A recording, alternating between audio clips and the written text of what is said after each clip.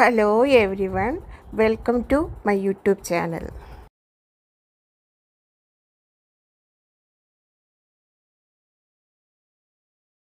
Hello guys, good morning. Welcome to my YouTube channel. അപ്പോൾ എൻ്റെ പുതിയ വീഡിയോയിലേക്ക് എല്ലാവർക്കും സ്വാഗതം. ഇന്ന് ഞങ്ങൾ പോകുന്നത് കൊല്ലം ജില്ലയിലെ അഷ്ടമുടി കായലിൻ്റെ മധ്യത്തിൽ സ്ഥിതി ചെയ്യുന്ന അതിമനോഹരമായ സാമ്പ്രാണിക്കൊടിയിലേക്കാണ്.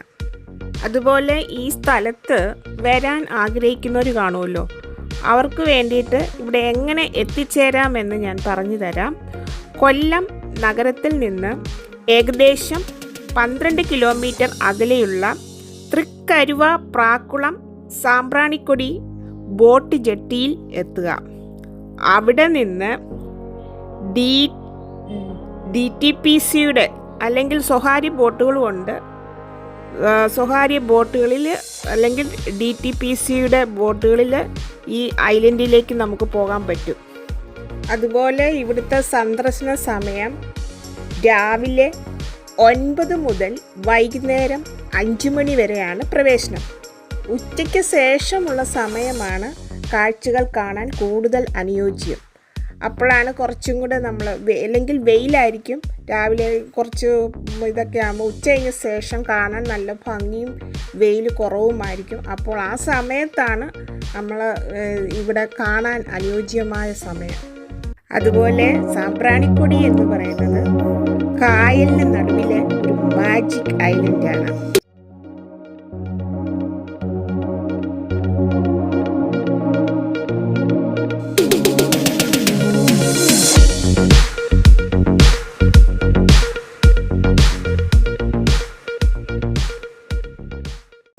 ഞങ്ങൾ വണ്ടിയിൽ നിന്നിറങ്ങി DTPCയുടെ ബോട്ടിൽ കയറി. കായൽ പരപ്പിന് മുട്ടറ്റത്തോളം മാത്രം വെള്ളമുള്ള മണൽ പരപ്പിൽ നടന്നു നീങ്ങാൻ നിങ്ങൾ ആഗ്രഹിച്ചിട്ടുണ്ടോ? അങ്ങനെയെങ്കിൽ നമ്മൾ തീർച്ചയായും എത്തിച്ചേരേണ്ട ഒരിടമുണ്ട്. കൊല്ലം ജില്ലയിലെ തൃക്കര പഞ്ചായത്തിലുള്ള സാമ്പ്രാണിക്കൊടി വേലിയേറ്റ സമയത്ത് വെള്ളത്തിനടിയിലാവുകയും വേലിയിറക്കത്തിൽ തെളിഞ്ഞു വരികയും ചെയ്യുന്ന ഈ കൊച്ചു മണൽത്തിട്ട ഇന്ന് കേരളത്തിലെ തന്നെ ഏറ്റവും ശ്രദ്ധേയമായ ടൂറിസം കേന്ദ്രങ്ങളിലൊന്നാണ്. എന്താണ് ഈ പേരിന് പിന്നിലെ ഐതിഹ്യവും ചരിത്രവും എന്ന് നിങ്ങൾക്കറിയണ്ടേ? സാമ്പ്രാണിക്കൊടി എന്ന വേറിട്ട പേരിന് പിന്നിൽ നൂറ്റാണ്ടുകളുള്ള വ്യാപാര അഭിവൃദ്ധിയുടെയും നാവിക ചരിത്രത്തിൻ്റെയും രസകരമായ കഥകളുണ്ട്. ചൈനീസ് കപ്പലുകളും സാമ്പ്രാണി നൂറ്റാണ്ടുകൾക്ക് മുൻപ് കൊല്ലം വൻതോതിൽ വിദേശ വ്യാപാരം നടന്നിരുന്ന ഒരു പ്രധാന തുറമുഖമായിരുന്നു. അന്ന് ചൈനയിൽ നിന്നും മറ്റ് രാജ്യങ്ങളിൽ നിന്നും എത്തുന്ന വലിയ കപ്പലുകൾ അഷ്ടമുടി കായലിൻ്റെ ഈ ഭാഗത്താണ് നങ്കൂരമിട്ടിരുന്നത്. അതുപോലെ ചെറിയ ചൈനീസ് വഞ്ചികളെ ചമ്പാൻ എന്നാണ് വിളിച്ചിരുന്നത്. ചമ്പാനുകൾ അടുക്കുന്ന കൊടി എന്ന അർത്ഥത്തിൽ ചമ്പാനിക്കൊടി എന്ന് വിളിച്ചു തുടങ്ങുകയും അത് കാലക്രമേണ ലോപിച്ച് സാമ്പ്രാണിക്കൊടി ആയി മാറുകയും ചെയ്തു എന്നാണ് പ്രധാന ചരിത്രമതം. അതുപോലെ മറ്റൊരു ഐതിഹ്യം പറയുന്നത് വിദേശ കപ്പലുകളിൽ കൊണ്ടുവന്നിരുന്ന സുഗന്ധദ്രവ്യങ്ങളും സാമ്പ്രാണിയും വഞ്ചികളിലേക്ക് മാറ്റിയിരുന്ന കേന്ദ്രമായതിനാലാണ് ഈ പേര് വന്നതെന്നാണ്. അതുപോലെ സാമ്പ്രാണിക്കൊടിയുടെ പ്രത്യേകതകൾ എന്തൊക്കെയാണെന്ന് അറിയണ്ടേ ഗൈസ്? കായൽ നടുവിലെ ഒരു കുഞ്ഞു ദ്വീപാണ് ഈ സാമ്പ്രാണിക്കൊടി. കണ്ടൽ കാടുകളാൽ ചുറ്റപ്പെട്ട അഷ്ടമുടി കായലിൻ്റെ നടുവിലാണ് ഈ സ്ഥലം. അതുപോലെ ഈ സ്ഥലത്തിൻ്റെ ഒരു പ്രത്യേകത എന്ന് പറയുന്നത് വെള്ളത്തിലൂടെയുള്ളൊരു നടത്തമാണ്. അതുപോലെ ബോട്ട് മാർഗം മാത്രമേ നമുക്ക് ഈ സ്ഥലത്ത് എത്താൻ പറ്റത്തുള്ളൂ. ബോട്ട് മാർഗം ഇവിടെ ഇറങ്ങുമ്പോൾ കാൽമുട്ടോളം മാത്രമേ വെള്ളമുണ്ടാവൂ. അതുപോലെ നമ്മൾ ഈ വെള്ളത്തിൽ ഇറങ്ങിക്കഴിഞ്ഞാൽ നമ്മൾ വേറെ ലോകത്തെത്തിയ ഒരു അനുഭൂതി പോലെ നമുക്ക് തോന്നും. അതുപോലെ ഈ കായലിലെ വെള്ളത്തിലെ അടിത്തട്ടിലെ തെളിഞ്ഞ മണലിലൂടെ കായലിൻ്റെ നടുവിലൂടെ നടക്കുന്നത് വേറിട്ടൊരു അനുഭവം നമുക്ക് നൽകും. എന്താണ് ഈ പേരിന് പിന്നിലെ ഐതിഹ്യവും ചരിത്രവും എന്ന് നിങ്ങൾക്കറിയണ്ടേ? സാമ്പ്രാണിക്കൊടി എന്ന വേറിട്ട പേരിന് പിന്നിൽ നൂറ്റാണ്ടുകളിലെ വ്യാപാര അഭിവൃദ്ധിയുടെയും നാവിക ചരിത്രത്തിൻ്റെയും രസകരമായ കഥകളുണ്ട്. ഈ ബോട്ട് പോകുന്ന സ്ഥലത്ത് നമുക്ക് ഇറങ്ങാൻ പറ്റത്തില്ല. ഇവിടെ നല്ല ആഴമുണ്ട്. ആ ഫ്ലോട്ടിംഗ് ബ്രിഡ്ജിൻ്റെ അപ്പുറം മാത്രമേ നമുക്ക് ഇറങ്ങാൻ പെർമിഷൻ ഉള്ളൂ കേട്ടോ.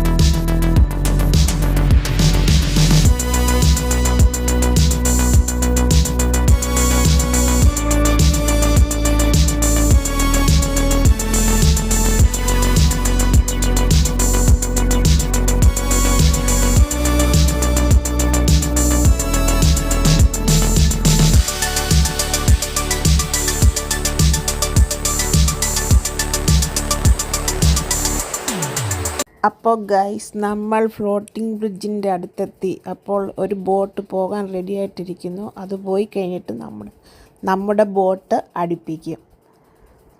ഈ ബോട്ട് പോകുന്ന ഈ സ്ഥലത്ത് നല്ല ആഴമുണ്ട്. നമ്മൾ ഇറങ്ങിക്കഴിഞ്ഞ് അപ്പുറത്തെ സൈഡിൽ മുട്ടറ്റം വെള്ളമേ കാണത്തുള്ളൂ. അതുപോലെ നമ്മൾ ബോട്ടിൽ ഇവിടെ വന്നിറങ്ങും. ഇവിടെ വന്നിറങ്ങിയിട്ട് അവരൊരു ഫ്ലോട്ടിംഗ് ബ്രിഡ്ജ് പോലെ ചെയ്തു വെച്ചിട്ടുണ്ട്. നമ്മൾ അവിടെ കൊണ്ടുവന്ന് നമ്മളെ ഇറക്കും. അപ്പോൾ ആ ബോട്ട് നിർത്തുന്ന അവിടെ നല്ല ആഴമുണ്ട്. അതിന് ആ ബ്രിഡ്ജിൽ ഇറങ്ങിക്കഴിഞ്ഞിട്ട് അപ്പുറത്തിറങ്ങിക്കഴിഞ്ഞാൽ നമുക്ക് മുട്ടറ്റോളം വെള്ളമേ കാണത്തുള്ളൂ. ഇത് കണ്ടൽക്കാടുകളിലെ ഒരു മരമാണ്. ഇവിടെ നിന്ന് എല്ലാവരും ഫോട്ടോ എടുക്കാം, ഇവിടെ കയറി നിൽക്കാം. ഇതൊരു മനോഹരമായ ഒരു പ്ലേസ് കൂടിയാണ് ഇവിടുത്തെ. അവർ ബോട്ടിൽ കൊണ്ട് ഇറക്കിയ ശേഷം നമുക്ക് 1 മണിക്കൂർ ടൈം തരും. എന്നിട്ട് നമ്മളിവിടെ ഇറക്കിയിട്ട് ബോട്ട് തിരിച്ചു പോകും. ആ 1 മണിക്കൂർ കഴിഞ്ഞിട്ട് നമ്മൾ വന്ന് പിക്കപ്പ് ചെയ്യും. ആ 1 മണിക്കൂറിനുള്ളിൽ നമുക്കിവിടെ ഫോട്ടോ എടുക്കാനും വെള്ളത്തിൽ നിന്ന് കളിക്കാനും ഒക്കെയുള്ള സമയം തരും. പിന്നെ നമ്മൾ ഈ ഫോട്ടോ എടുക്കുന്ന സ്ഥലത്ത് തന്നെ കുറേ വള്ളങ്ങളുണ്ട്. ആ വള്ളത്തിന് 1000 രൂപയാണ് റേറ്റ് ഒരു വള്ളത്തിന്. ഇഷ്ടമുള്ളവർക്ക് വള്ളം എടുത്താൽ അവർ 1 മണിക്കൂർ ആ കണ്ടൽക്കാടുകളിടയിലൂടെ നമ്മളെ ആ പ്രദേശം മുഴുവൻ കൊണ്ടുപോയി കാണിക്കും. 1 മണിക്കൂർ എടുത്ത് നമ്മളെ തിരിച്ചു കൊണ്ടുവരും. അത് കഴിയുമ്പോൾ നമ്മൾ വന്ന ബോട്ട് വന്ന് നമ്മളെ പിക്കപ്പ് ചെയ്ത് റിട്ടേൺ കൊണ്ടുവരും.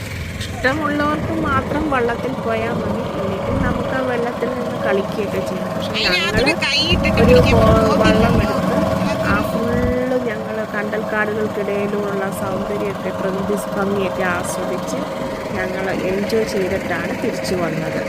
അങ്ങനെ ഞങ്ങൾ വള്ളത്തിൽ കയറിയിരിക്കുന്നു ഗൈസ്. ഇനി നമുക്ക് ചുറ്റുവട്ടമുള്ള കാഴ്ചകൾ കണ്ടുപോകാം.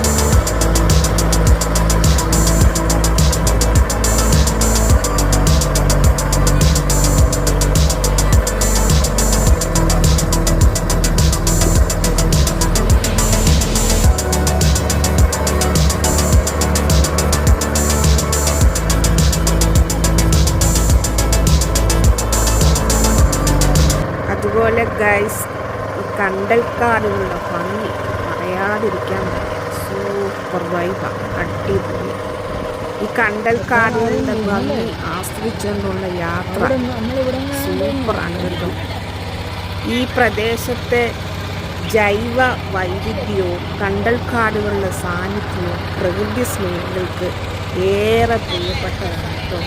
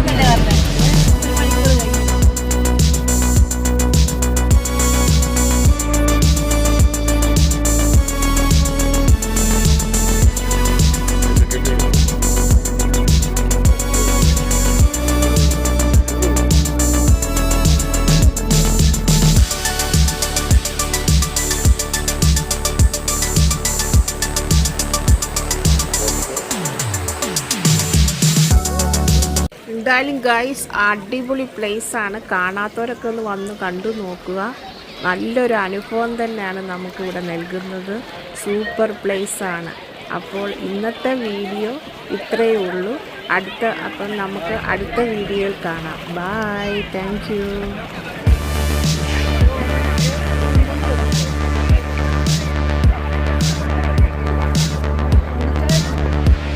വിട്ടടുത്തോട്ട് കയറി വരാൻ. Thanks for watching my video. Don't forget to like and subscribe if you enjoyed the video and hit the bell icon. Thank you.